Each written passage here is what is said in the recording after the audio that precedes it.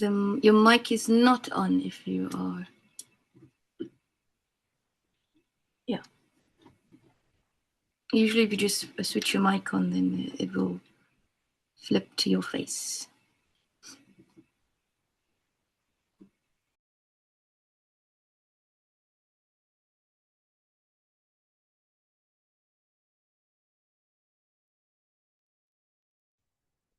Hello, everyone. Lisa, I couldn't hear a word you said.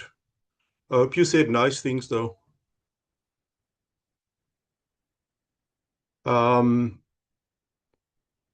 everyone. Thank you so much for sacrificing a Thursday evening when you could have been watching Cat or Dog or some other version of the animal kingdom on television.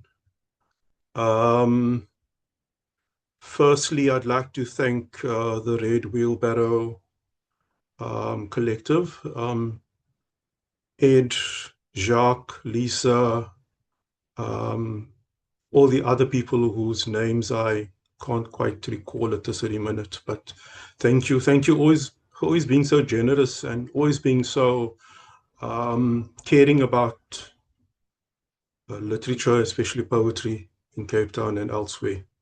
There aren't, sadly, not always as many people around like you. So thank you once again. Thank you also to all the people who joined this evening.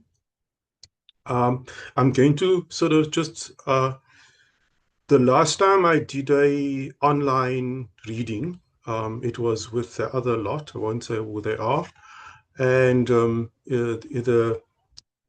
it was a rather unsavory ending to the event because there was someone who seemed to take issue with something I may have said or may not have said about the book, which was published by Botsotso in 2007. And the rather unfortunate and sad thing was that I don't know this person, as my grandmother used to say, I don't know this person from a bar of soap. I still quite haven't figured out. I meant to Google where the saying comes from. It's still one of those sayings. In English is a strange thing. English is not my strong point anyway, but I'm always fascinated by these sayings and the origins and so forth. So I still quite you have to sort of go and look up where the saying, I don't know the person from a bar or soap. It's an odd analogy, but I suppose there's a very interesting story behind it. If anyone has an idea, please educate me. But nevertheless, it was a rather sort of unfortunate situation. So I'm going to try and clarify what I meant. And that is that this publication came out in 2007. It was published by Botsotso. I have shall I say, a difficult relationship with one or two people in Botsotso. I respect a great deal what they've done over the many, many years. They've really done some extremely important work. But doesn't mean that, again, this idea that simply because one wants to raise some criticism about some people doesn't necessarily mean that that you don't appreciate what they do. But there's a strange, with the South African thing. And so just because, raise some questions about some aspects of the book, again, like I think there are many people who not always happy with what happens in the manner, especially first publication. But anyway, so I was reading from that. I haven't, as it was said or claimed, I disowned the book. I may have used that terminology, unfortunately, but it wasn't so. I just want to recognize, I don't know if she's still Liz. Yes, Liz is still here. And Liz knows, I think, what I mean about the people from Botsotso. And hi, Liz. Lovely to see you once again. Okay, so I'm going to read maybe one or two from this book, which is called Falling from Sleep. The cover is one of the issues I had, but never, we move on. And then I did a sort of a DIY, this has got some blots on it, a DIY little book, which is called April in blank verse, which is the title of a very, very old poem. And the sort of version of the photograph is by my niece, Latita, who is somewhere here. Anyway, I want to start with not my own poem, in fact. And I see Zuleika's here too. Welcome, Zuleika. Lovely to see you here. And I want to start with a poem by someone who I will always have a deep respect for, someone whose work I will have an even greater respect for. And I'm going to read his short poem, and then move on to a link with one of mine, and explain that link in due course. And the poem is called Artifice on the Death of Chris Hani, and it's by Donald Perenzi, who sadly is no longer with us, who died in 2002. Short poem, but I think such an effective poem. Artifice on the Death of Chris Hani. Someone's cutting off the rough edges of the struggle, making a smoothly sinuous public edifice. Something with a face that slides around corners and turns across the eye of the beholder. Soon we'll be able to visit the gallery and pour our anger into erudite forms that no assassin would bother cracking. And it's dated Easter Saturday, 1993.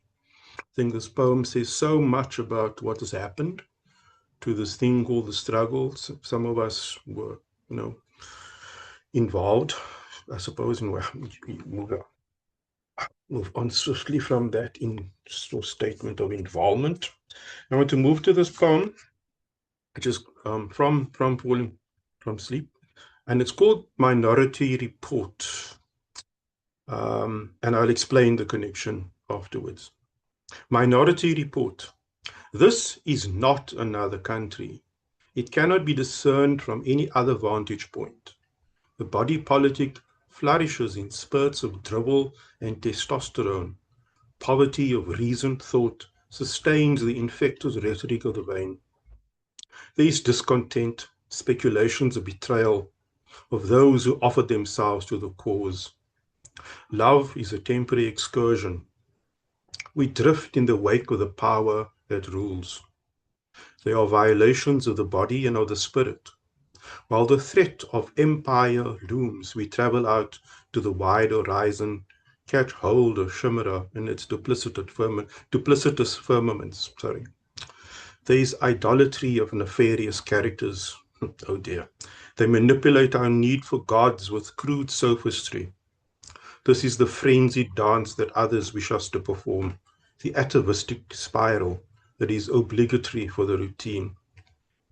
The vows of the past are written in the sky, adverts scribed by aircraft's engine smoke, while the multitudes of destitute look to the heavens. We have regard for each awakening and hold on to what we have. My fellow comrades' poems, though, go unanswered, as if they were never questions or prayers in the first place. And the fellow comrade is Donald. Was Donald, is Donald. Okay, let me move on. I'm going backwards, but I suppose that's, at this time of the year, that's my life. I think Lisa can attest to that. Inside joke, Lisa, I met Auntie Mary today to sort out Mark's. Okay, moving swiftly along. There's a saying that's always used by, seems to be like, it's one of those sort of like go-to saying stock phrases when, whether it's sport events or whether in the news. Actually, I'd like to write maybe it should be a title of a book or something. And there you have it, quote unquote. Seems to be a, quite a common phrase. So maybe the subtitle of this poem is, and there you have it, how the world is now. Late in the evening, he sets out to write something to encapsulate what was witnessed. First, the visceral sense of despair, an instance resonating with metaphor, of how the world is now in its hidden corners, its concealed locations. A mark of meaningless existence shimmered like a rainbow, hovered above the man and the two girl children as the cart loaded with metal scrap resisted, caught in the crosshairs of traffic at the intersection. Here along the arterial road, connecting one part of the city with another. This is how the world is now, as astringent cynicism settles inevitably upon the surface of things. This is the epoch of staking new claims, where the dominion is the body and the mind. It is there in the rage of those who stain their pristine windscreens with a vulgar vocabulary of entitlement. Now, across the half-lit field, the world is at rest. Even the raucous hardy-dows are silent. Having found refuge in the upper reaches of pine trees, they screeched intermittently, declared their presence. Perhaps they too have fled, being more prescient than ourselves, have sensed the insidious threats rising with the sun. In the morning he drives north, to where the mirage ahead was a dream he had once had. There are houses along the hill where wheatland grasses grow through the red earth. A memory is buried there too, between the dried clay and the sweltering asphalt. It is an unrequited desire shadowing the finch which lingered near the blossoms of a tree.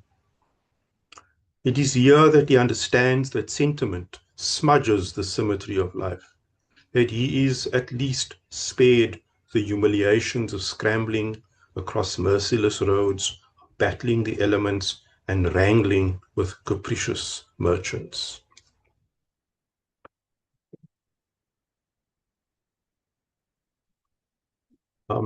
There's a poem called Red Dust and Petals. It's Johannesburg, I think, 2015. And it's for someone who's in this here with us this evening. Early morning, and we drive through suburbs along streets where trees shade us from the sun. A film of red dust falls from the sky, dulls the brilliant leaves of the jacaranda. The evocative petals crumble on the edges of the gutter, are scattered in the slipstream of passing vehicles on their urgent journeys. We cross the intersection, pass beneath imposing residences secured against intrusion or unexpected invasion, while at this hour, far away, ragged fires prefigure rage and rudimentary barricades disrupt a semblance of normality. These acts of wanton violence are the reaping of the whirlwind, the impatience of those continually patronized by hollow rhetoric. I turn to you, blessed child. Wonder what predicaments may confront you in the years to come. Mumble a brief prayer below the clamoring noise of the engine. The prayer is as brittle as the drifting petals, but holds within it precious hope that you will be saved, will be shielded from this vulgar commerce in the mediocre, that which paralyzes everything, like the stifling humidity at midday in the city. Okay.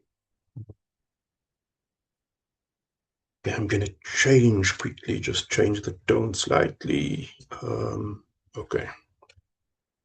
Let me just find it. Sorry, I know I've just got this microphone moving up all over the place.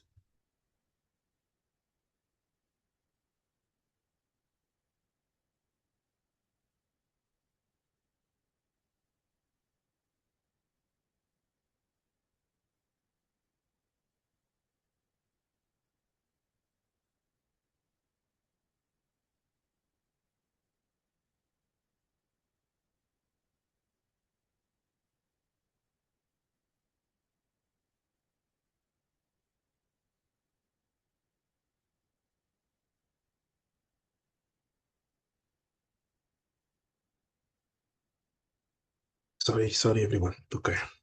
So this is back in 1974. So, I just want you to understand the vocabulary, as it were. I think it will become clear. Salt River, 1974. Tomorrow morning, I'm going to be going again quite early.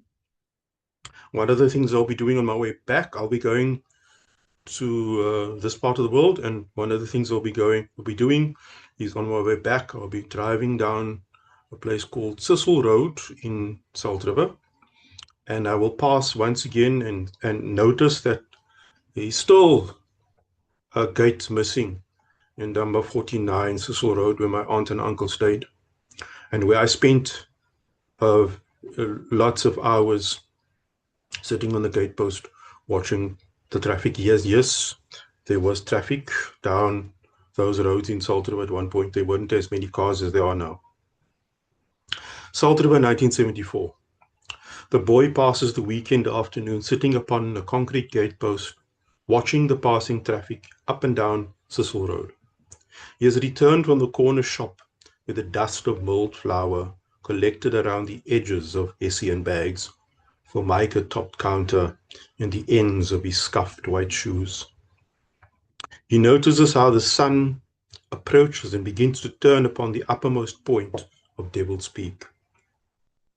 Later, when the wail on the wind gains momentum and the bank of frilled clouds closes over the mountain, he returns indoors for a cup of frothy tea and apricot jam on toast. Then, when every street is darkened, save for the anemic light cast by trembling lampposts, he listens for the first cadence of raindrops on the roof. The noise of the first burst in the clouds is the signal of the breaking news bulletin reporting the latest threat of terrorist attack. The substance of these broadcasts is too incongruous, too unfathomable for the boy's provincial mind, still caught up in the urgent, disembodied voice, the frantic rain, and the plaintive cry held within the furious wind.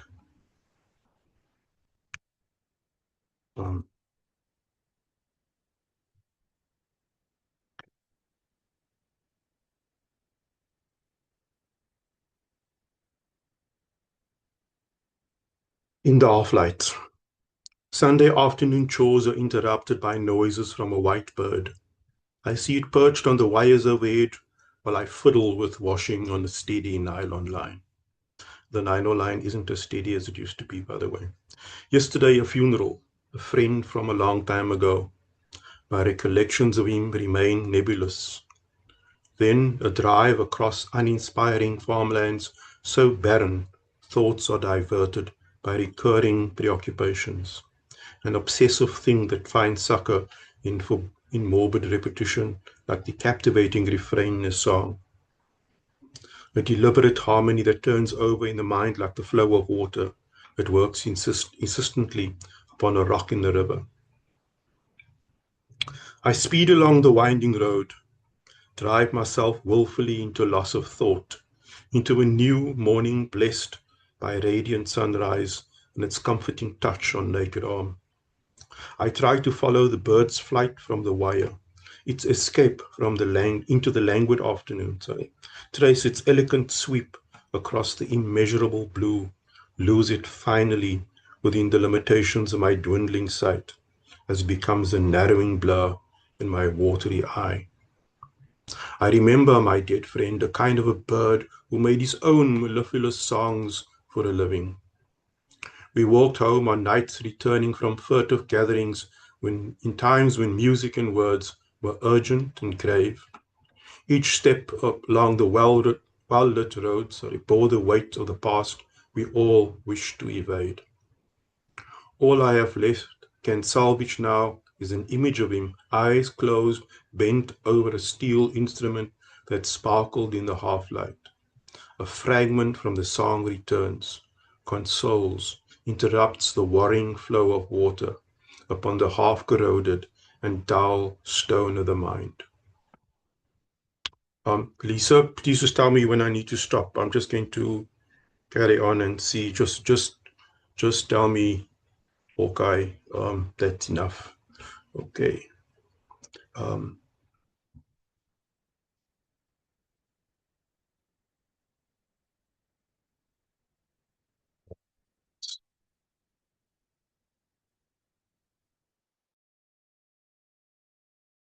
Okay, this is also going back a while.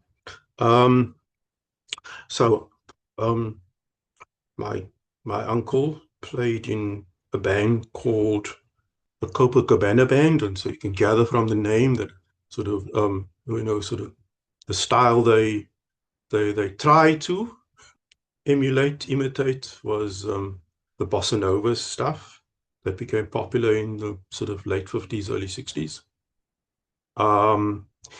His nickname was Dizzy. Of course, because he played in a band, everyone assumed that, that the Dizzy must be Dizzy Gillespie, although he couldn't play the trumpet at all. He made a noise, yes, but he couldn't play the trumpet. In fact, his nickname was Dizzy because he fell off the stage. He got dizzy and fell off the stage. And from that day, his nickname was always Dizzy. But he also, no, just by accident, because this is the stuff that he listened to, especially, there was something called Black Orpheus. There was a version of Orpheus set in Rio de Janeiro. One of the composers was Luis Bonfá, probably butchering the Portuguese. And of course, the other more famous bossa nova composer is Antonio Carlos Jobim. Okay. There's a song, and it's called, I think it's called in English, it's called Bittersweet. But the whole sort of kind of the music it's sort of mellifluous, but sad at the same time. Beautiful and sad. And for some reason, well, I don't think it's difficult to be seduced, enchanted by the bossa nova, by Brazilian music, I'm still music saved my life in all sorts of ways. Story for another day, but anyway, this sort of recalls my sort of curious encounter with this stuff. Anyway, it's called a terribly pretentious title. Lord, some of these poems need reworking, but anyway, when I'm retired, which is, I don't know, I might not last that long. Blue Lake Heart. Okay, there we go. I said it. I cannot recall if it was Bonfá or Jobim, but I must have been 7 or 8, messing around in the front room when the piano, percussion, and guitar did something that went through me like the caveat of an old wife's tale. And I recognized it without knowing, like the water diviner does when the dowsing rod bends in his hands.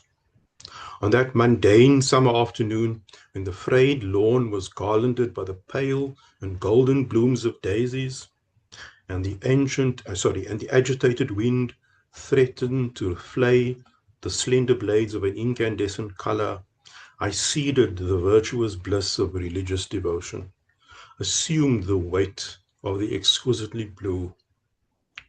Under the common azure sky of that afternoon, the song was a stone that sank in me.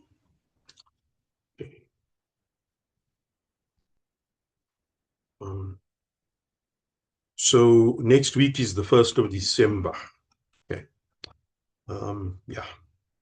This poem is meant to kind of hint or sort of like, yeah, anyway. Excuse me. If it's not sort of, the poem doesn't do the work, then, explanation kind of doesn't really help. Okay. Letter in December. The echo of versatile tongues bursts across the vista of wheels. Arrogant young men in modish attire hold seances with terror, detail their accomplishments with the pornography of dead eyes, sun themselves in the glory of fraternal love, an extenuating circumstance in this rage that burns. Light incinerates the page, the charred remains disintegrate, as you frantically attempt to retrieve manifestos and confessions of the heroic. Forgotten men stride along the highways, barter herbs from the fields, vaguely recall their language, their melodies of the moon and the mantis, in the inebriation of the afternoon sunlight. That's really terrible, but anyway, forgive me. The words are a mirage in the haze, but shatter, are damned forever in the curses of the master. Okay.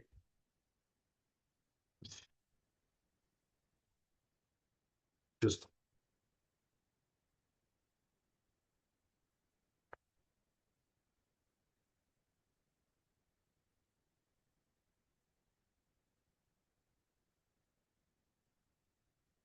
I didn't plan on reading this, but anyway, I'm going to read it. It's a short poem.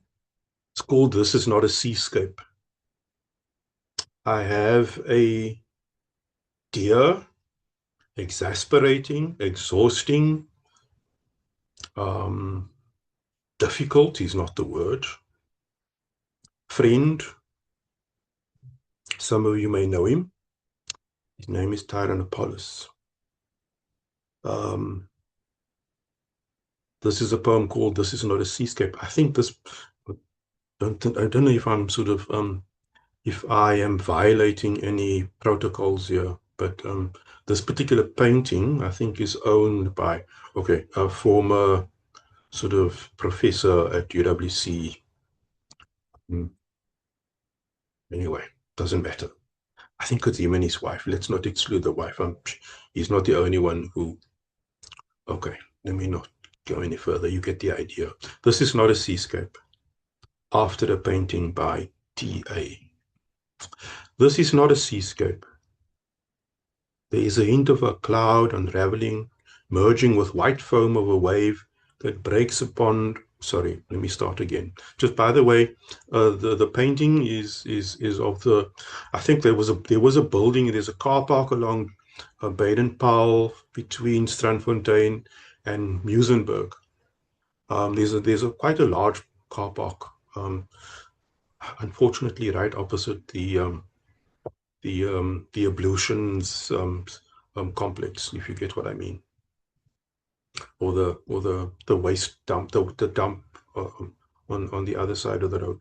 Anyway, there used to be a building there. That building's now been demolished, but the painting includes the building, and it looks across. So the view, the landscape is across towards Cork Bay. Tyron's work, Tyron's sort of like focuses a lot on harbors, especially Cork Bay Harbor. He has what I shall call, but don't tell him, an unhealthy obsession with Cork Bay Harbor, amongst other things. Okay, let me move on. This is not a seascape. There is a hint of a cloud unraveling, merging with white foam of a wave that breaks beyond the shoreline. Inert and squat, the building is weathered by climate, abandoned to disrepair. Its single doorframe, now an eye, returning the gaze of an ardent onlooker. You are present on the other side, the doorframe your mute witness. We are too, presently. Observe your gathering of mood, your collecting of drifts of color, distinct line of emerald shrubs striking out upon pale dunes. Yellow sunlight reflected upon mountains, cobalt granite. The sea and sky, though, is an arresting blur of vivid blue, distinct detail, emblematic of my own dominant view. This is clearly not a seascape. I hope Tyrant's not here, but I see there is other Tyrant, but I know that Tyrant, so, and I'm pretty sure that it's not that fellow, although the initials are the same. Okay.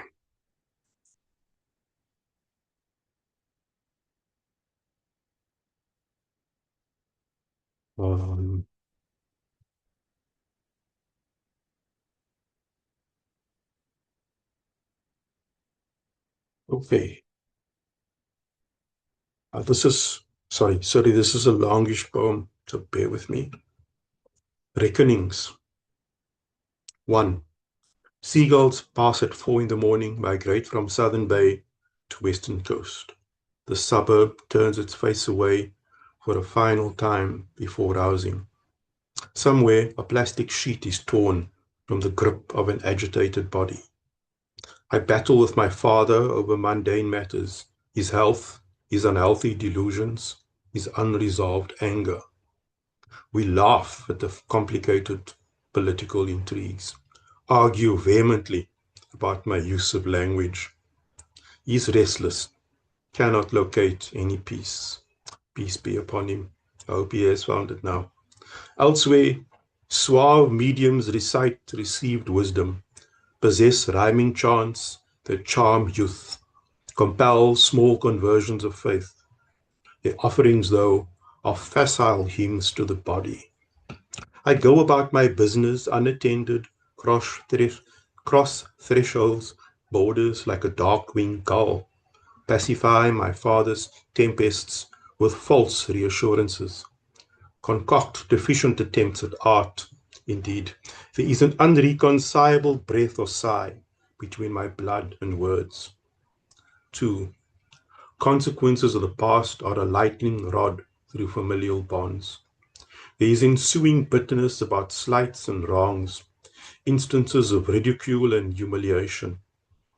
The persistent hurt is fixed like a knot.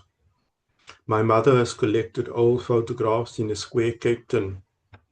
We shuffle through them, inhale nostalgia that comes of depthless services. There is the particular one of great-grandmother, her dark hair and dark face electrified by unruly grey strands. She is a silent bearer of her own past. Standing in the city centre ossuary, I examine neutered landscapes, rigid architecture, faded line drawings of strict colonial beginnings. Observe efforts of restitution, rituals to restore dignity. Take account of evidence of past atrocities. Something, though, is distorted in the display, certainly unintentional. There is the too deliberate testimony, calculated to induce sentiment.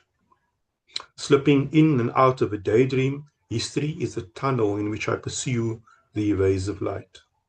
It is a quest similar to that which dismantled my father's mind. So, 3. I stand at the elevated end of a peninsula. Something is revealed in the drift of the fine rain from the ocean, accentuating an oblique memory sitting beneath a tree in the school grounds, listening to songs that started out like the first falling of rain, then gathered swiftly into unforgettable lamentations. We never resolve the sense of injustice, merely reconcile what may have been undone with other reverses, recognize the accumulation of elements that constitute our lives, survive despite the failure of reflection, a reckoning able to redeem the past. Okay, let me just see. I'm going to read, I think, let me just,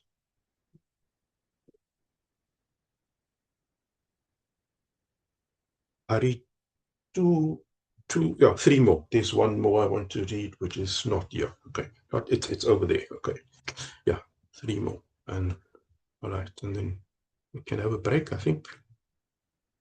A lot of poems about family. Don't know what that says, but anyway. A therapist will make great play out of all of this stuff, I'm sure. Swept to Sea for SBE 1938 to 2011. So just, okay, that all sounds very curious. The speaker is meant to be the SBE, to whom the poem is dedicated, so it's trying to be clever, probably too clever by half. SBE is the initials of my father, by the way, so this is supposed to be in the the voice persona of dear old Basil. Swept to sea. I awoke struggling to remember the name of a child. The valley had ejected me. By the time I turned around for a final gaze, I had walked for 50 kilometers. The ache in my left hip was a thorn burrowing into flesh. My mind had gone off the edge of the rock face. I felt my boots collapse around my feet. Outstretched palms held up the horizon like mirrors that reflected my past. I saw you as a precocious boy, posing for a photograph outside the front door. My best times with you were on the road, starting out early in the morning, struggling with a choke and frost on the windscreen. I look at you, gesturing towards the lens, and am overcome by the smell of split limes. 40 years later, it is a dark night. I'm standing at the same door. My clothes are sad, or frayed at the ends. Some of the torn threads have come undone. This is the house where I planted the first tree, in a garden of drifting sand. Swept the minute white pearls back across the threshold of the back door. I want to die here. My mind is taking me forward to the past as I disinfect my swollen feet in brackish water. I'm swept to sea off the coast on a warm, late winter morning. The sea is a tranquil pathway to an unreachable horizon. I reach out for it all the same. In the valley, there was the semblance of dew on fruits. It quenched my thirst as I watched sparrows and butterflies hover near pollen. I dried out in the sun, my brown skin desiccated by heat and dry air. The rocks are moving between my feet. I'm walking towards a tree on the side of the road. The overhanging leaves touch my face like the hands of loved ones who are far away. My own hands are swollen, rifled through rough pockets for a broken cigarette. Cupped around a quivering flame, they become translucent. I watch as they become an apparition, are taken by the wind like letters never written and apologies never made. Taking a breath is exhausting. The world is a tremor around my body. It reverberates like the sun on my skin. All this happens in the past tense. The blue dog howls at the bottom of my damp bed. An old woman coughs in the house next door. The noise resembles the trembling tread of feral cats on asbestos roofs. In the morning, a procession of women testify in aggravation of sentence. I watch a stationary man stiffen with misery. His thick fingers grip desperate words on cardboard. The final time you saw me, I was laid out on a high bed. My skin was beginning to break after endless and itinerant wanderings. My feet exposed beyond the reach of a rugged blanket in a frigid room. The poor fellow sounds like a terribly sort of serious and rather tragic figure. He was in fact quite witty. Anyway, let me not try to summarize the poor fellow. But he also had a rather vicious sense of humor. There's a man up the road who sort of, how shall we say, struggled with the English language somewhat. Although his surname was Ford, although I hope I'm not giving any. So even with the rather English surname of Ford, anyway, he wasn't Henry, but also with an H. I won't say what. Otherwise, I'll be libeled, as they say. But he did struggle with the English language, and he used to come down here sometimes. One day he came down and he asked my father, and I'm going to imitate the poor fellow's accent, "Mr. Bessel, why is your dog so thin?"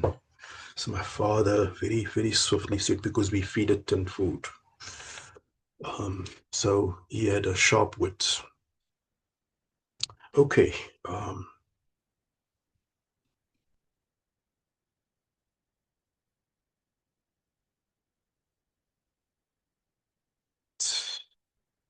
I think Lisa, I think Colin, one to others will sympathize perhaps with the sentiments, maybe not with my attempt to capture this. But anyway, this is Nothing Stirs.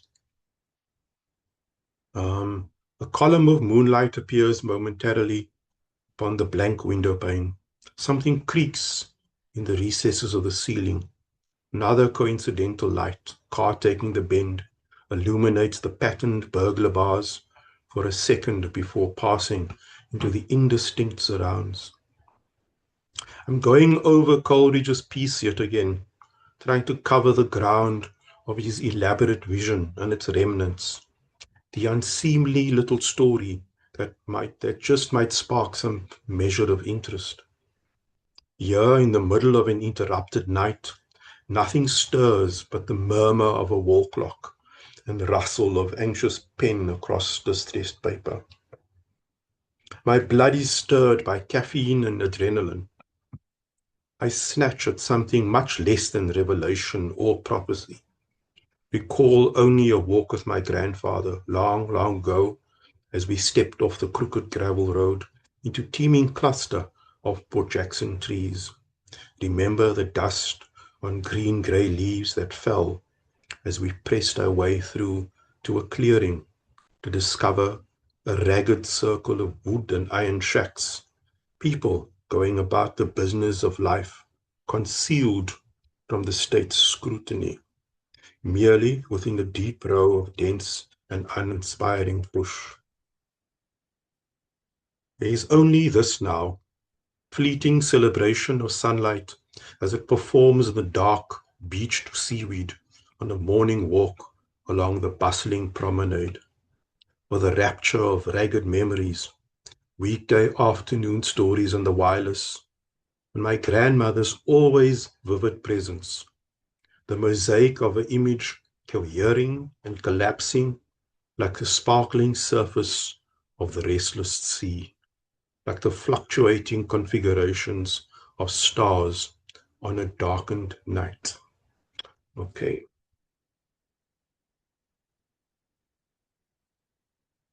And then I'll read this last. This is the last poem. And it's for someone called Picky. Some of you may know him, may remember him. Anyway, I'm going to read the poem and then perhaps we can have a competition. Someone can identify who this person is. Some sweet groove. There's Vivaldi or Miss Simone in the background. There's a clue there already. There's Vivaldi or Miss Simone in the background. Some sweet groove which has the cat jiving on the step of the open door. The grass in the garden is lush like the sunlight, streaming across the unkempt garden on a summer morning. Hidden in the green, the remnants of a tree. Log's surface is slick and bleached by climate.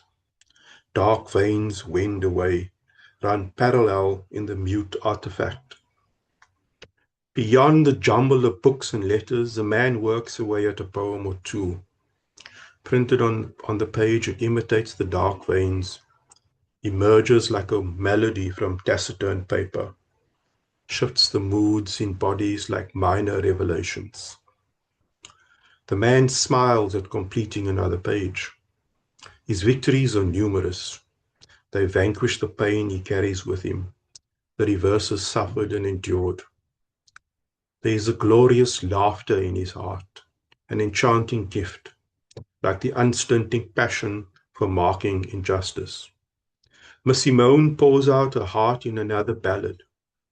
The cat listens with a sensitive ear, admonishes the man for not listening carefully to the wise verse in the lyric. He's heard the sentiments many times before, though, evoked the blues in memorable fragments of his own songs. He exercises his muscles in the sunshine, adjusts the beret to shield impish eyes from the iridescent glare. Thank you so much to all of you for listening. and for bearing up in this deluge of words and language. Thanks very much. Take care. Thank you, Mark. Can you hear me now? Am I audible? Yes, we can hear you. Thank you, Jacques. Was it Uncle James? Is Putti Uncle James?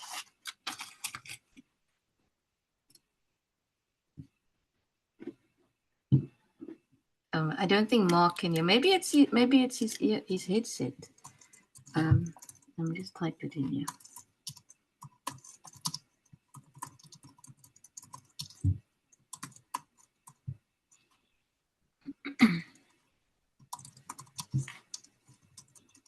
Let me know when you can hear me.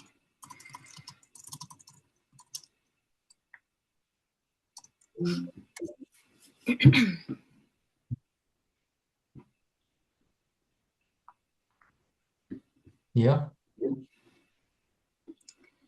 I just want to make sure that Mark couldn't hear me in the beginning, but sometimes that could be the headset that's only going one way. You know what I mean?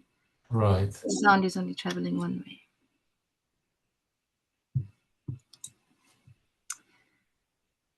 Fantastic, you can hear me. All right, let's give Mark a final round of applause, and then I'll stop the video, and then we can have a chat a little bit.